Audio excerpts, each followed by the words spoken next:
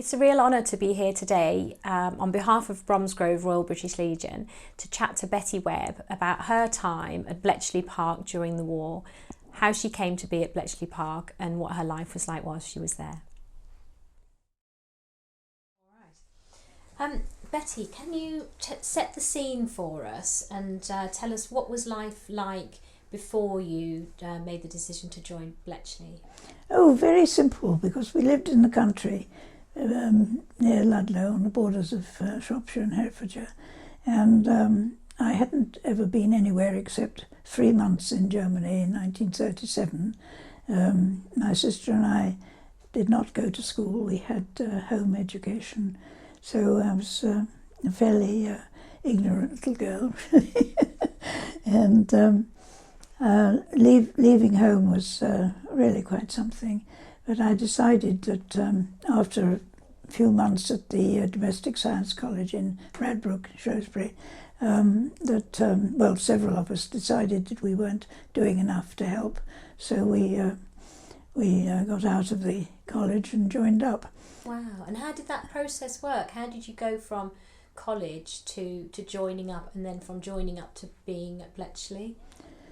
Well, I just went. I mean, there was nothing very dramatic about it. I just applied. I actually wanted to join the Wrens, but there weren't any vacancies at that time, so I opted for the ATS, that's the Auxiliary Territorial Service, and I was accepted to do the training in Wrexham, which was about 6 weeks, I think.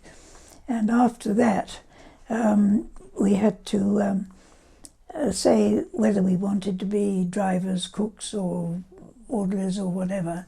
And I said I hadn't the faintest idea, but I think because I was bilingual and that was on my CV, that was why Bletchley organised an interview for me. Okay. So I went up to London and was given an interview and then a travel warrant to get myself to Bletchley, were the exact words. I said, well, I'd never heard of Bletchley and I certainly didn't know where it was and what went on there.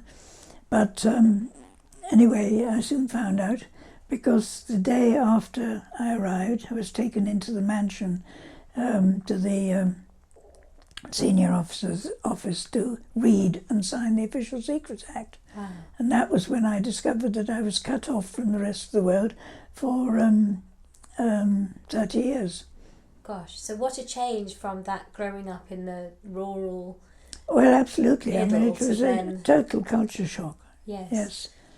And what did you find when you got to Bletchley? Was it anything that you expected, or the No. work that you were doing, was that what you were expecting? Absolutely no idea what to expect or who I was going to meet or anything like that. It was a total shock. Pleasant enough. I mean, people were lovely. They were all in the same boat, because no one was allowed to talk about anything outside their own office. And that was very strictly adhered to. The only people who would have known the whole story would have been a handful of very senior people who were running it. Okay. And how old were you at this time? 18. And what time was this? The 1941? This was 1941, yes. Early autumn. Mm. And you were there for how long? Until 1945, and after the war in Europe was over in June 45, I was sent to America, to the Pentagon, because my latter stay at Bletchley, I was in the Japanese section, and I had to handle the decoded and translated Japanese messages. Then I had to paraphrase them for en route transmission to commanders in the field in Burma. We never knew where they went. That was again another strict part of the regime. So I don't know for certain what happened to them. I can only hope that any useful messages about troop movements would have gone to commanders in the field in Burma on the borderline with India and Burma. And how did you feel at the time? Did you know how important it was? No, absolutely no idea. No, not at all. One didn't know. Again, going back to the fact that there were a few senior people who would have known the whole story and would know whether or not what we were doing was being useful. And how many people were there? Well, it built up from a few hundred to something like 8,000. Wow, okay. But that was over time. I mean, they didn't all come in at the same time. And you were just working on the specific task that you were given? Yes, I had, being junior, I had several jobs to do. I could type a bit, and I helped one of them who needed a bit of sorting out, was he used to write his reports with pen and ink, or probably a pencil as well, in the normal way, from the top to the bottom of a sheet, and then he'd turn it round and put notes all around it, and I had to sort that out and make sense of it. Okay. And how did you communicate with people at home? What were you able to talk to them about? Well, I didn't talk to them about anything, but I was able to communicate with my parents. I could telephone them, but they couldn't telephone me. But I went home a couple of times. In fact, I went home for my 21st birthday. That's nice. Although travelling was very difficult. Sometimes there were trains, sometimes there were not. And going from Bletchley to Ludlow was not exactly around the corner. But I did go occasionally. And my parents were very good. They didn't ask any questions. I just again said it was a boring secretarial job and left it at that. Yes. I think my father understood, because he'd been in the army in the First World War in India. And I think he just knew better than to ask. And was that the general feeling at the time, that people weren't asking questions? That's right. Oh yes, very much so. It was, the whole country was alerted to the fact that it was best not to talk about any troop movements which they might have noticed. And there were posters and things that... There were posters everywhere relating to the subject, yes. So nobody was talking, gossiping or anything like that? No, well, we hoped they weren't, Yes. because that was important that they didn't. Okay. And who were the key people that you were working with at Bletchley? Are there any big stories of things that Oh have yes, since come well, I out? was fortunate in being employed in Major Tester's section, which was very important. He was a decoder and translator, and again, I was very fortunate, because most people had to work in very bad conditions in basic huts, but I was one of the lucky ones who was actually in the mansion, which was a private house. It belonged to a very rich businessman. It was a bit of a palace, really. And we had offices up above the ballroom, which were reasonably comfortable compared with the huts that most people worked in, because the huts were having to be covered up so that no light showed at night, which meant they were terribly stuffy. They were either desperately cold or desperately hot, and very few creature comforts. A long walk to the loo and that sort of thing. And what about the living accommodation? The living accommodation, to begin with, was in houses in the villages round about. They had a billeting officer going round and asking people if they could have a number of men or women or both, whatever.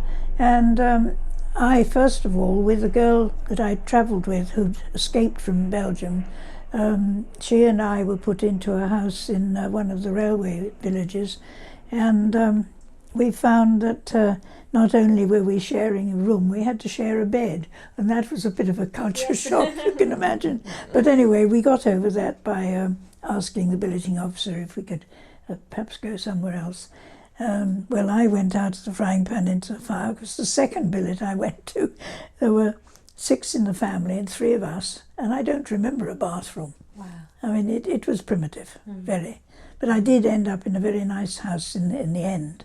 And then all these people who were in the villages round about had to be bussed in and out for the 3 shifts which we worked, from 8 till 4, 4 to midnight, or midnight to 8. So it was a very big exercise for those who were having to cope with it. Yeah. And as the numbers built up, of course, it became more difficult. Now, the Wrens in the main were billeted in places like Woburn Abbey, Duke of Bedford's estate, and other big houses round about. But most of us, Auxiliary Territorial Service people and the Air Force ladies, they were nearly all in private houses until 1943, when a camp was built within walking distance of the camp. So all this business of busing to and fro came to an end, and we were accommodated in huts which were supposed to hold about 18, but I think there were more like 20 or even more than that, and it was all very, very tight. And did you have a social life? Yes, we did actually, yes. In fact, I'm just reading a book about the drama days, because a number of people who were well versed in putting on plays and so on were there. I mean, really eminent people from the colleges, Oxford and Cambridge and so on. And we did have a very good social life, which was necessary for people's health. Yes. Absolutely important. And we had a choir run by Herbert Murrell, who was a fairly well-known professional at the time. He had a Bach choir, and David Warwick, who I think had an orchestra in Birmingham eventually, he used to run an orchestra. And we had a madrigal society and a certain amount of sport. So that side of it was very well catered for. So that took away from the stress of the job? Yes, in the main. There were also facilities for people who were overstressed, and there were many, especially the men. They were sent away for a fortnight to recover. Right, okay.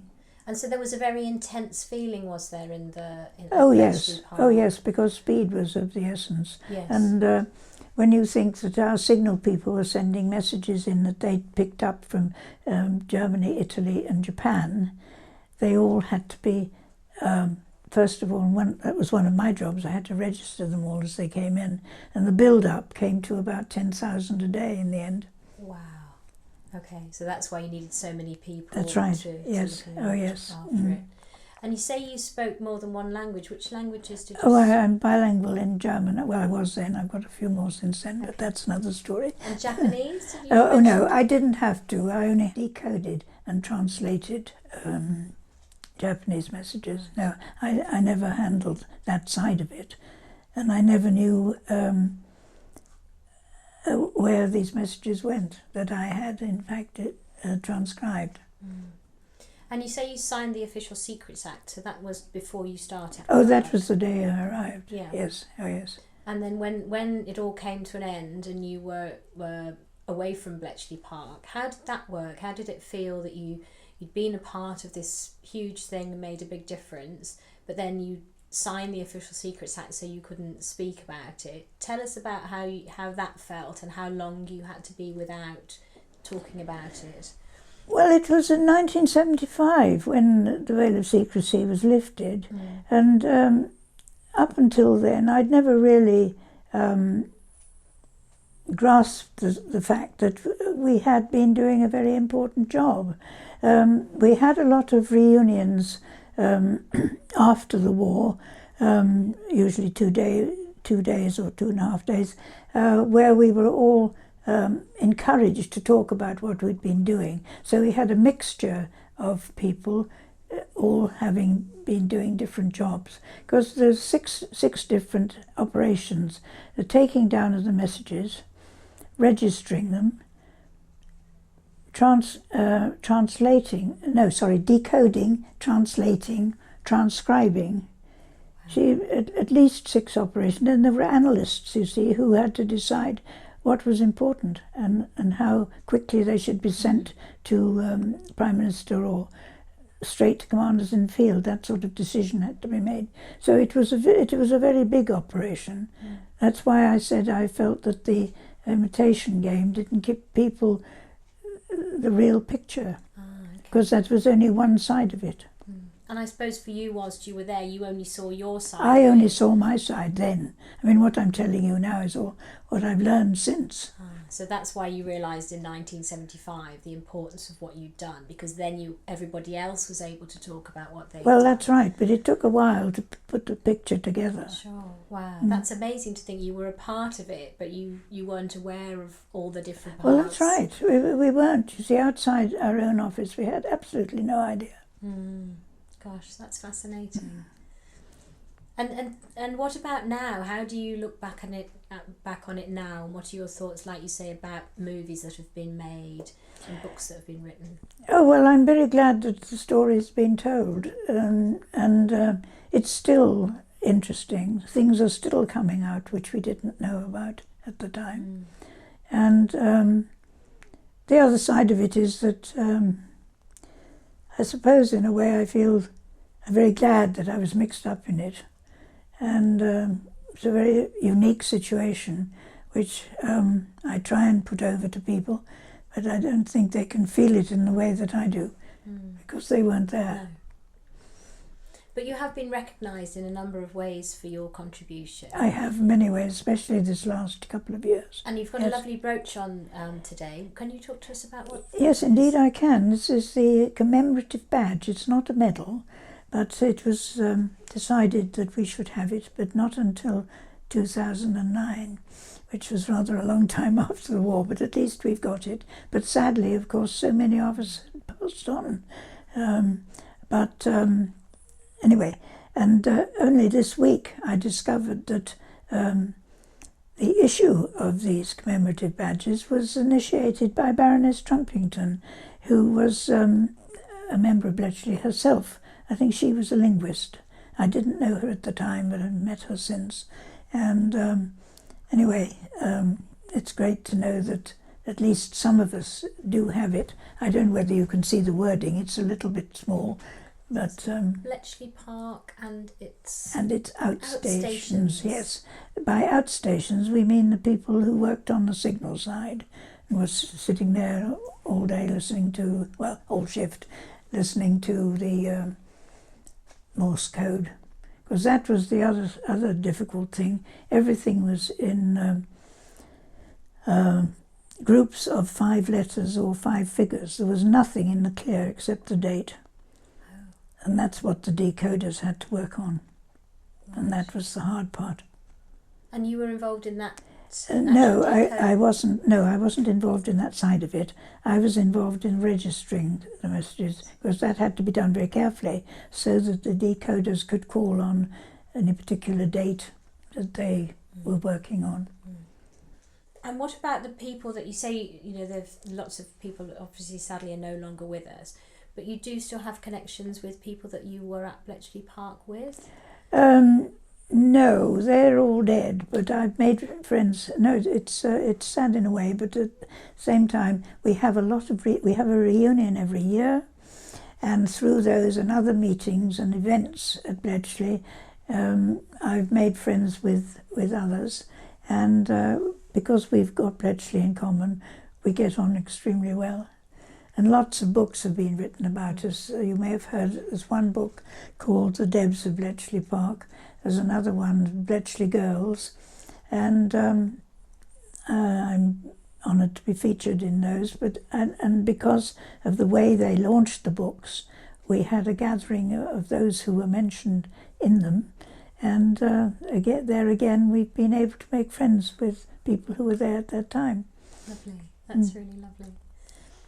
Did you enjoy dancing at the time at the social events? Oh yes, very, very much so, yes. I used to go to dances and so on, yes. And did you have a favourite song from the time? Yes, In the Mood.